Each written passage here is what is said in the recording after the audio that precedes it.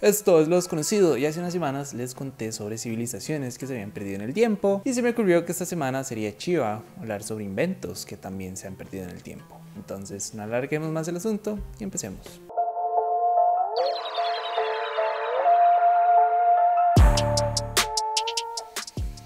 Y es que al igual a como les dije en el video anterior, o bueno de hace unas semanas, es lógico que en todos los años que la humanidad ha rondado por la Tierra hayan ciertas cosas que se queden atrás, se pierdan o se innoven a una mejor versión. Y es por eso que en este episodio vamos a hablar específicamente sobre algunos de los tantos inventos que se han perdido a lo largo de la historia. Y lo primero que hay que preguntarnos es ¿por qué se pierde un invento? Una pregunta interesante y difícil de responder porque puede ser en realidad por cualquier cosa. Podría ser por un tema de comunicación y de pasar cosas de una mano a otra y que en algún punto de esa transacción el objeto, papel, receta, no sé, sean creativos, se pierda, se dañe o nada más deje de ser útil. También tenemos que tomar en cuenta que en algunos casos las cosas se pierden por factores externos. Por ejemplo, el 13 de marzo de 1895 hubo un incendio en el sótano del edificio en el 33 y 35 de la Quinta Avenida de Nueva York. En el cuarto piso de ese edificio estaba uno de los laboratorios de Nikola Tesla. El incendio fue tan intenso que el laboratorio se quemó y colapsó hacia el segundo piso, destruyendo cientos de modelos de inventos, planes, materiales de investigación, datos de laboratorio, herramientas, fotografías y más. El daño se valoró en $50,000 y fue un duro golpe para Tesla y puso fin a una serie de inventos que pudieron haber cambiado la humanidad. Entonces, como se pueden dar cuenta, es normal que las cosas se pierdan, o en el caso específico de Tesla y toda una conspiración de que fueron sus enemigos los que quemaron el laboratorio, etc. Pero lo interesante de los casos que les voy a presentar hoy es que en su mayoría eran inventos de conocimiento público, inventos que una gran proporción de personas conocía y aplicaba, lo cual hace que su desaparición sea un poco más extraña del usual.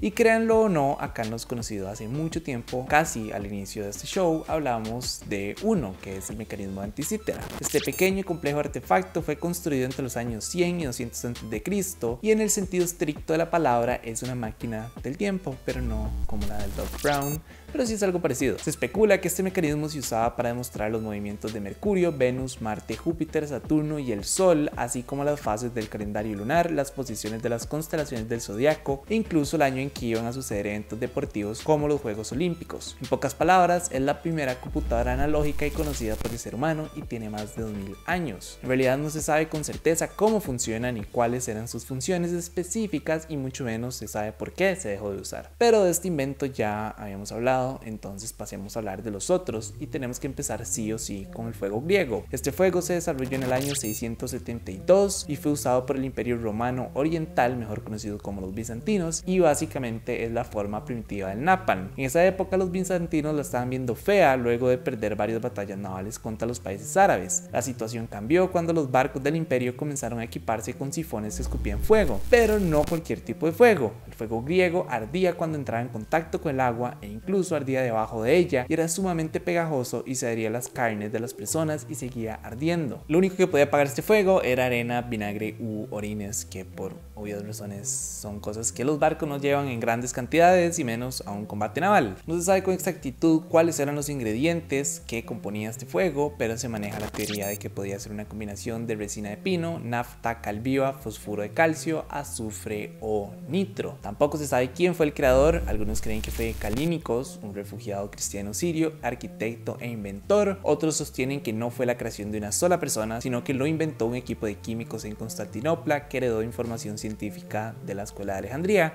Ahora se me está preguntando si era un arma tan eficiente y temida por tantos ejércitos, ¿cómo es posible que se perdiera? Y la respuesta es muy sencilla. En realidad esta arma siempre se manejó como un secreto de la marina bizantina de la Alta Edad Media, que era la dueña del Mediterráneo Oriental, y pues ellos nunca revelaron su composición. Si ustedes son fan de la ficción o al menos han visto Game of Thrones, pues ya conocen el fuego griego o al menos la versión de George R.R. Martin, que es el fuego valirio. El siguiente invento del que les voy a hablar es el acero de Damasco, y cuentan las historias que las espadas forjadas con este acero podían cortar rocas o incluso cortar por completo otra hoja. Este acero se caracterizaba por su patrón distintivo en forma de ondas, su dureza extrema y su capacidad para ser afilado con extrema nitidez, y era utilizado por guerreros de Oriente Medio en el siglo XI. diferencia de otros de los inventos que vamos a ver en esta lista, este invento se perdió en el tiempo por dos razones. Primero, no se sabe con exactitud el método de forjado y segundo, por la falta de material de origen. Se sabe que este acero se fabricaba a partir de depósitos de minerales originarios de India y Sri Lanka que eran llevados a Damasco para que los herreros locales fabricaran el material. El problema fue que esos depósitos de materia prima, caracterizados por tener trazas de impurezas claves de vanidio y tungsteno, se agotaron y a la fecha no se ha encontrado un depósito similar. Ahora, eso no significa que este acero esté perdido para siempre. Muchos herreros modernos han intentado recrearlo y es posible que en algún momento lo logren. Ahora pasemos a otro invento que en realidad no es tan invento, sino más bien un material, y estoy hablando del silphium.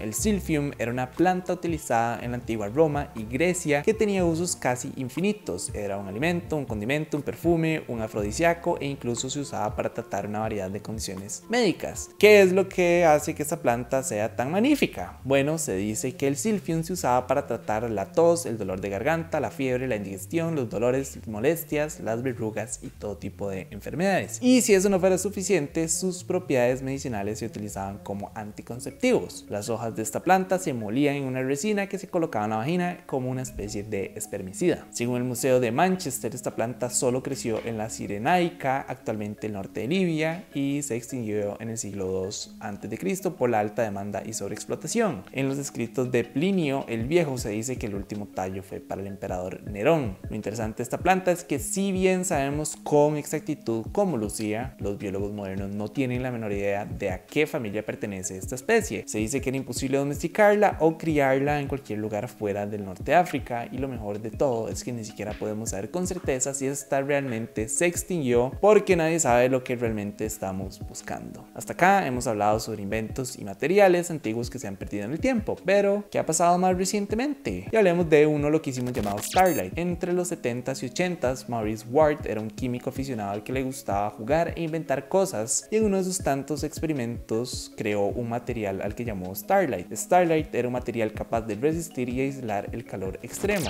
Ward presentó su invento en un episodio del programa Tomorrow's World de la BBC, donde sostuvo un soplete directamente sobre un huevo cubierto de Starlight. Después de 5 minutos, el huevo ni siquiera estaba roto y el interior no había comenzado a cocinarse. Su demostración fue tan popular que varias organizaciones, entre ellas la NASA y el establecimiento británico de armas atómicas, comprobaron que realmente el material podía resistir altas temperaturas. Se cree que podía resistir un rayo láser que podría producir una temperatura de 10.000 grados Celsius y hasta que podía soportar la fuerza de 75 explosiones nucleares. El único problema fue que desafortunadamente Ward mantuvo en secreto la composición de Starlight, y después de su fallecimiento en el 2011 nadie supo el secreto. Eso sí, Ward una vez mencionó que su esposa e hijas conocen el proceso de fabricación, pero ninguna lo ha demostrado. Se dice que esta sustancia está basada en una combinación de aproximadamente 21 polímeros y copolímeros con cerámica añadida, pero no se sabe con certeza. Y quería cerrar este episodio con un invento que ustedes conocen y del cual existe toda una leyenda alrededor.